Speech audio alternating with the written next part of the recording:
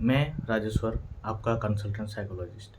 तो आज मैं बात करने वाला हूँ कि हमें अक्सर मेंटल हेल्थ इलनेस का ट्रीटमेंट करने के लिए एप्रीहेंशन क्यों होते हैं। इस यानी कि फॉर एग्ज़ाम्पल, अगर मुझे लग रहा है कि मेरा कुछ इश्यू है मेंटल हेल्थ का, कुछ भी हो सकता है, जनरल से सीवियर केसेस, कुछ भी हो सकता है। जैसे कि हो गया, मुझे लग रहा है कि उम, मुझे डिप्रेशन जैसा फ़ील हो रहा है, सैडनेस या फिर एंग्ज़ायटी जैसा फ़ील हो रहा है, एंग्ज़ियस हो जा रहा हूँ, वरी कर रहा हूँ ज़्यादा, या फिर नेगेटिव ऑटोमेटिक थॉट, मतलब मेरा दिमाग में सेल्फ नेगेटिव टॉक चल रहा है लगातार, उल्टा-उल्टा ख़्याल आ रहे हैं, नींद ख़राब हो जा रहा है, एपेटाइट मतलब हंगर जो है वो ठीक से नहीं हो रहा है, आ रहा है। फिर इस तरह से हम लोग कुछ कंडीशंस देखते हैं, तो उसके अनुसार क्या हम लोग देखना पड़ता है कि एब्नॉर्मैलिटी आ रहा है कि नहीं। एब्नॉर्मैलिटी साइकोलॉजी के अनुसार क्या होता है, उसमें बहुत सारा डेफिनेशन है हर एक साइकोलॉजिस्ट का, बट हम लोग जो मानते हैं वो ये है कि एब्नॉर्मैलिटी कब बोला जाएगा, कब मुझे चाहिए होगा कि मेंटल हेल्थ ट्रीटमेंट कराना ज़रूरी है, जब मुझे एब्नॉर्मैलिटी है। वो एब्नॉर्मैलिटी को डिफ़ाइन कैसे किया जाता है कि जब किसी इंसान का कोई भी एक कॉज़ल फैक्टर के कारण साइकोलॉजिकली उसका इम्पैक्ट ऐसा पड़ा कि उसका डे टू डे एक्टिविटीज़ का फंक्शनिंग में डिस्टर्बेंस ला रहा है, वो अपना काम ठीक से नहीं कर पा रहा है, तो उसको हम लोग एब्नॉर्मैलिटी बोलते हैं। तो वो कंडीशन, मतलब एब्नॉर्मैलिटी, अगर मुझे महसूस हो रहा है कि हाँ, मैं इस सिचुएशन से कोप नहीं कर पा रहा हूँ, इस सिचुएशन के बाहर नहीं जा पा रहा हूँ, तब हम लोगों को दिखाना पड़ता है एक मेंटल हेल्थ प्रोफेशनल को।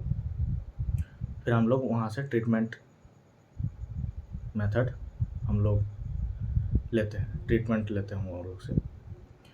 अब ये है कि हम लोग का एप्रीहेंशन क्यों रहता है, क्योंकि एक तो है कि ये एक नया सा लगता है। हम लोग तो मेडिसिन लाइन में, हम लोग को कुछ कट हो जाता है तो हम लोग चले जाते हैं दवाई लाने, पहले डॉक्टर से कंसल्ट करते हैं, फिर हम लोग दवाई खरीद लेते हैं। तो उसमें हम लोग का प्रैक्टिस हो गया बचपन से देख देख के। लेकिन जो मेंटल हेल्थ का जो ट्रीटमेंट है, ये बहुजन को नहीं पता। यह अक्सर जनरल लोगों में पाया जाता है कि ये फर्स्ट टाइम जा रहे हैं, तो उन लोगों का फैमिली से भी कोई नहीं गया होता है, तो वो लोग को खुद से डिसाइड करना पड़ता है कि ये करना सही है कि गलत है, क्या होगा क्या नहीं होगा। तो उसके लिए मैं ये यूट्यूब चैनल बनाया हूँ कि इसमें, ताकि मैं बता पाऊँ कि क्या-क्या प्रोसेस होता है, क्या-क्या देखा जाता है, क्या-क्या प्रोफेशनलिज़्म, वैल्यूज़ एंड एथिक्स को यहाँ पे हम लोग मानते हैं, मतलब यहाँ पे हम लोग फॉलो करते हैं। कोड ऑफ एथिक्स क्या है, कैसे समझा जाए कि कौन-सा थेरेपी चल रहा है, वो ठीक है कि नहीं आपके लिए। तो ये सब चीज़ हम लोग बात करेंगे। तो एप्रीहेंशन जो होता है, मतलब एक anxiety and worry feeling towards that particular treatment, मतलब मेडिकल जो ट्रीटमेंट या हम लोग का जो मेंटल हेल्थ ट्रीटमेंट है, तो उसमें हम लोग को ऐसा लगता है कि ये नया चीज़, अननोन चीज़ है, कैसा होगा, क्या नहीं होगा। तो उसके लिए एक एंग्ज़ायटी जैसा फीलिंग आता है, एंग्ज़ियस फीलिंग, वरी करते हैं हम लोग। तो इसमें 2 प्रकार का टाइप हो जाता है, जैसे कि अगर mental health like illness anxiety disorder है, या फिर वो माइल्ड केसेस में इलनेस एंग्ज़ायटी एक कंडीशन अगर है वो, तो उसके लिए अलग डायग्नोस्टिक क्राइटेरिया होता है कि मैं इलनेस एंग्ज़ायटी डिसऑर्डर है कि नहीं। तो वो इन जनरल ऑप्टिमल कंडीशन में हम लोग का हर एक के अंदर में कुछ ना कुछ थोड़ा बहुत एंग्ज़ायटी रहता है, वो नॉर्मल है, जो जिसको ऑप्टिमल बोलते हैं, ज़्यादा भी नहीं कम भी नहीं, इन मीडियम।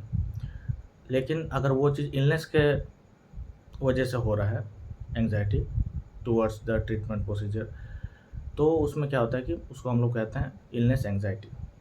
वो एक कंडीशन के जैसे पकड़ते हैं अभी। तो उसमें क्या होता है कि 2 प्रकार का चीज़ होता है, एक है कि केयर सीकर और एक तो होता है कि केयर अवॉइडेंस। मतलब केयर सीकर मतलब कि बार-बार डॉक्टर के पास दिखाएगा, हर एक चीज़ के लिए दिखाएगा कि थोड़ा-सा कुछ हो जाएगा, फटाक से डॉक्टर के पास जाएगा। एक डॉक्टर से नहीं हुआ तो दूसरे डॉक्टर के पास जाएगा, फिर उससे भी सैटिस्फाई नहीं होके 5-6 ठो डॉक्टर के पास जाएगा, एक कंडीशन के लिए। लेकिन केयर अवॉइडेंस में होता है, जो अक्सर हम लोग उसी के लिए ये वीडियो बना रहे हैं कि वो केयर को सीक करने से डिनाई करता है। जैसे कि डॉक्टर के पास जाने से डरता है, सोचता है कि क्या होगा, क्या नहीं होगा, कंसल्ट कराने के लिए डरता है, तो ऐसा वरी होने लगता है। तो इसीलिए वो एप्रीहेंशन जैसा फील होता है। लेकिन हम लोग धीरे-धीरे अगर प्रोसेस इसका जानते रहे तो धीरे-धीरे ये एप्रेशन हट जाता है, एप्रीहेंशन।